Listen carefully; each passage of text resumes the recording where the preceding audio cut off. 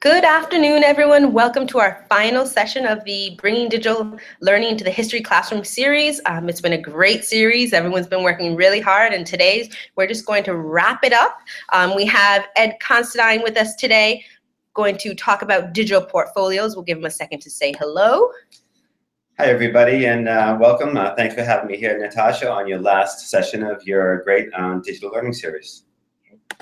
And as we continue our conversation today, I'm going to quickly go over and do a little bit of a screen share so you can see the PowerPoint.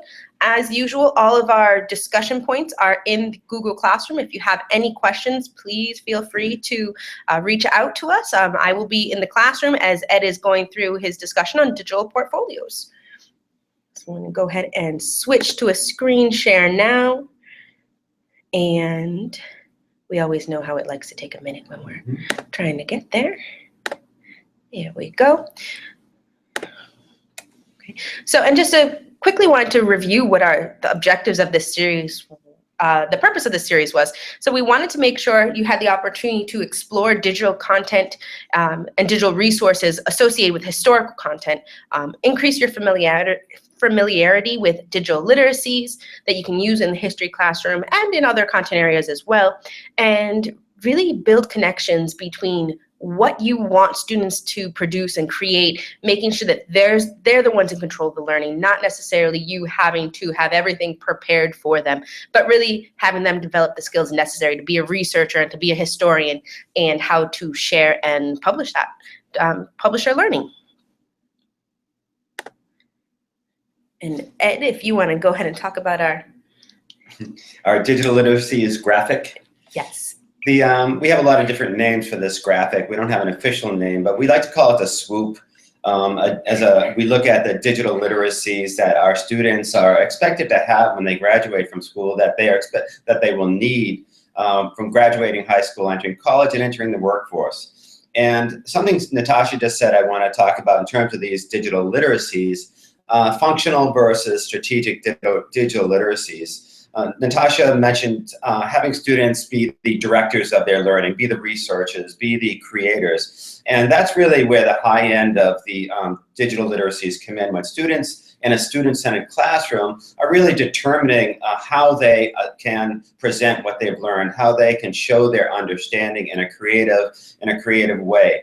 And so that leads right into a good discussion about how we take students from just learning functional skills of how to do things to more creative things, and how technology can really help us devise ways for students to achieve these higher order thinking skills.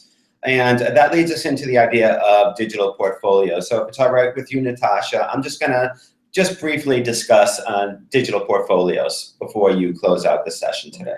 Sounds like a plan. Thank you. Would you like to share your screen?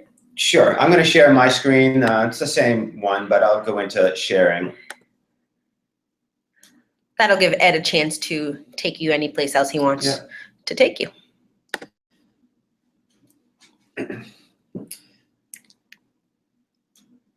Okay, I'm sharing my screen, and it's the digital literacies graphic again, and I'll switch to the next one, which is our digital portfolio description.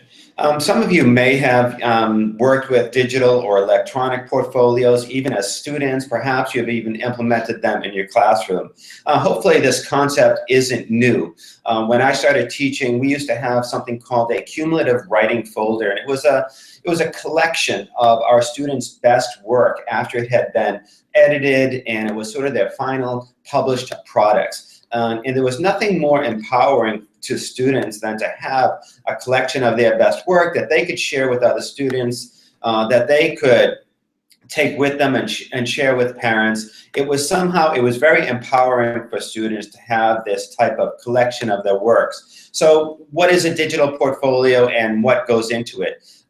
What I like about the idea of a digital portfolio in a student-centered classroom is that it's a way for them to decide how they can demonstrate their learning, whether they are writing blog entries reflecting on their learning, whether it is examples of artifacts that they have created or collected to show their understanding, or it's just a lot of maybe their best essays, their collaborative work with peers, but it is something that can be a collection from one class, it can be a collection from all classes, but the idea of a digital portfolio is that the students have control over what goes in it in discussion with the teacher and things maybe they want to revisit in a portfolio later in the year or even in another grade.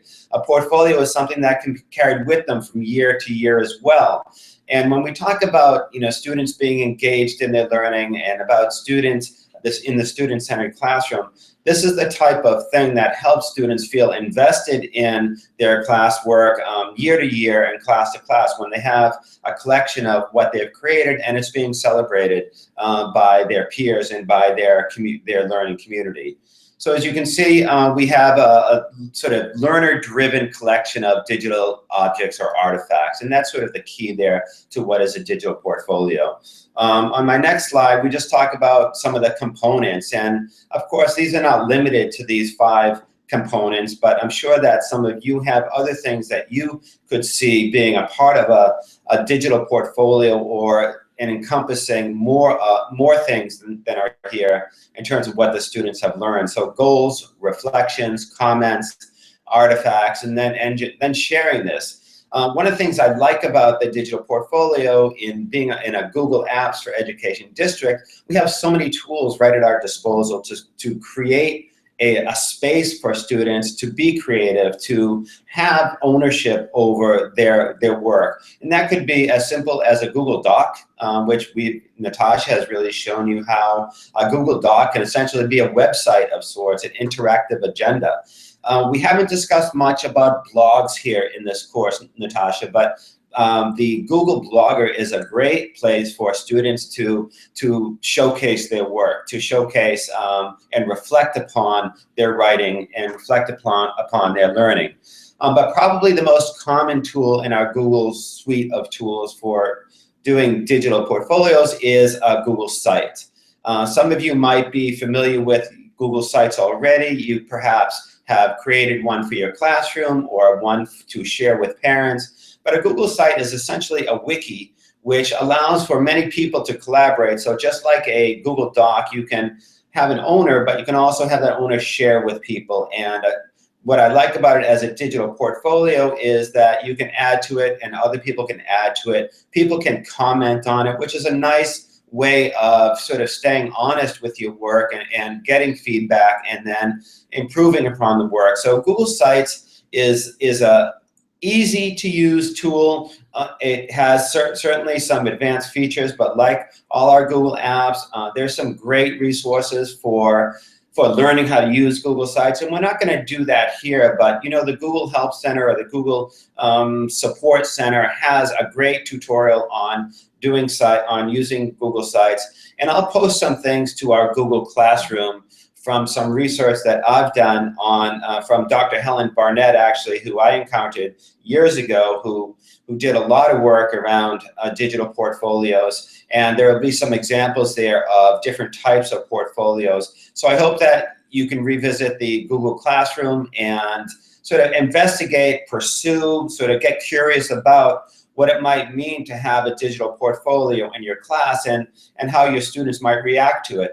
We'd be curious to have you share some of the work. I know Natasha is going to talk about your final assignment and some of the ways that you might go about implementing a digital portfolio, or at least a sample, a test or a trial digital portfolio for the end of this series. But think about moving ahead, perhaps next year when you start the school off, that this becomes just an integral part of your assessment of students, that in your student-centered classroom where you're using digital technology sort of fluidly and seamlessly, that a digital portfolio becomes part of your collection of tools for you and your students. And of course, these things are always best if they're done consistently among other teachers. And in a school community, when you have one teacher doing something in isolation, sure, it's great for that student and that teacher and those students, but the goal of digital learning and the real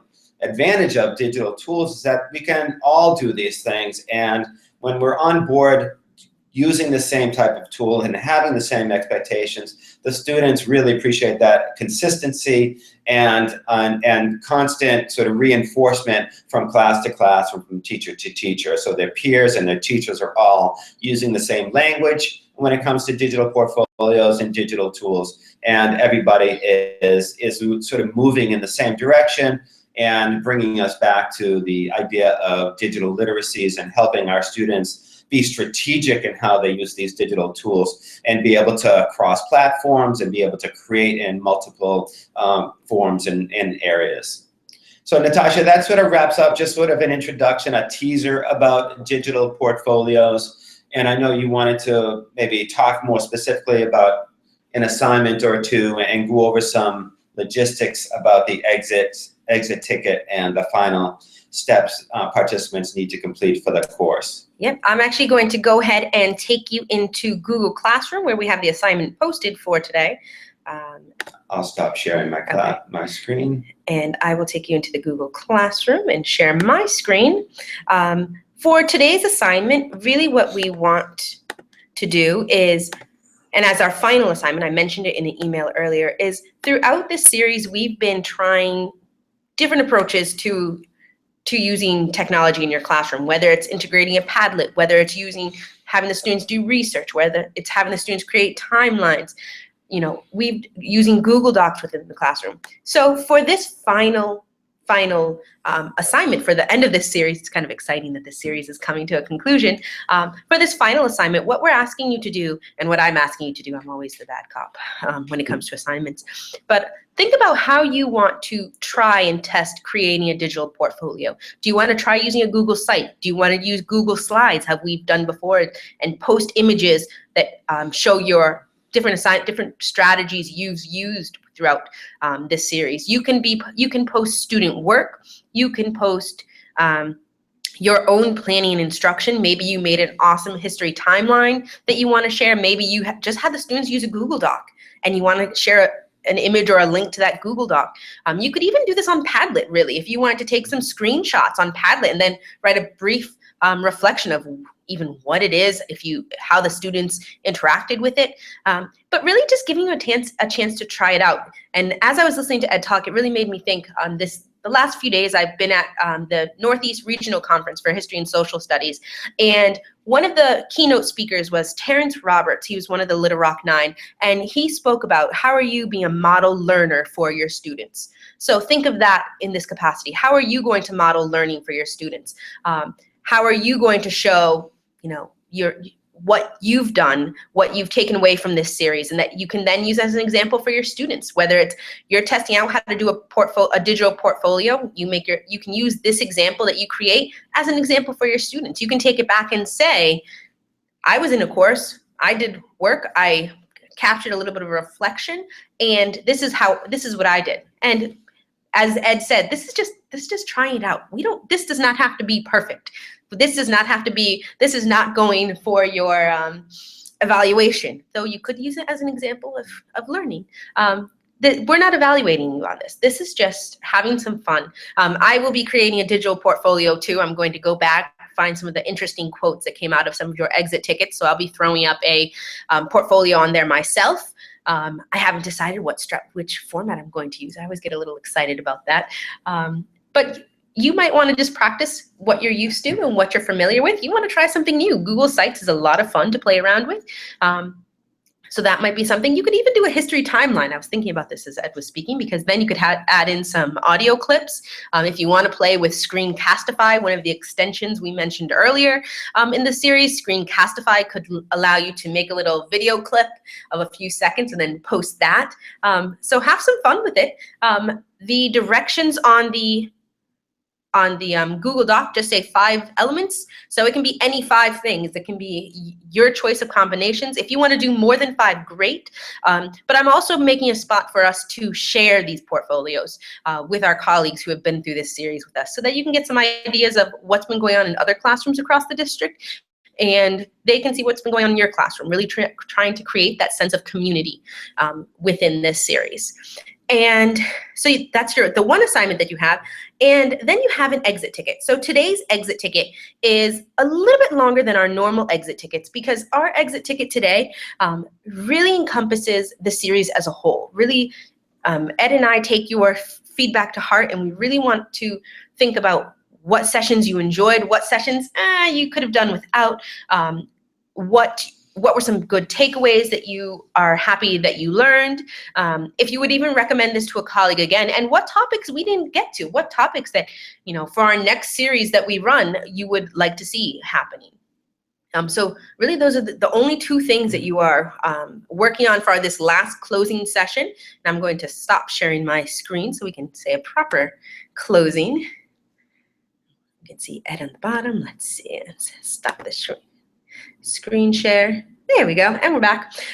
So really, take this time and think about what you've learned in this series. I think that's one of the challenges we have with professional development is we don't ever take the time to think about what we've learned and how we're using it and applying it within our classroom. So we appreciate your feedback. We appreciate all of your thinking throughout all of this series. We greatly appreciate your comments to each other, your interactions, taking the time to actually engage with these different activities, really trying to make it a community that you would have in a face-to-face PD, but we did it virtually. We did it digitally. So I'm going to hand it over to Ed and see if he has any closing comments. Thanks, Natasha. And I just want to applaud Natasha and all the work that she's done to put this digital learning series together. And it's really a great model for what an online and blended course could be.